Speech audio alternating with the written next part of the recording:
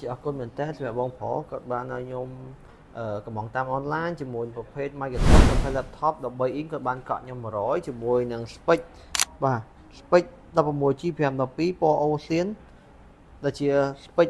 ខ្ពស់បំផុតសម្រាប់ Surface laptop 13 inch នេះចេញខ្ញុំធ្វើការអានបកទាំងអស់គ្នាជាមួយនឹងពណ៌ Ocean វ៉ាវស្អាតមែនតើបាទក្នុងនេះមកជាមួយនឹងខ្សែដុំសាកអីមកឈុតតែម្ដងបាទចឹងខ្ញុំមើលពណ៌ទាំងអស់គ្នា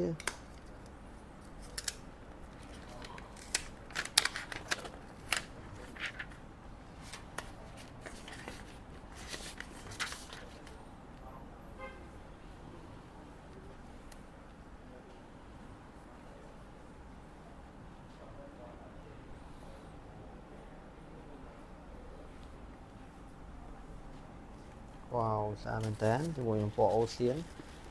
មានការធានារយៈពេល1ឆ្នាំចឹងបងប្អូនមានតម្រូវការចាក់តង page បានជាមួយ chip Snapdragon X Plus RAM 16GB SD 512ពណ៌ស្អាតមែនតើអរគុណ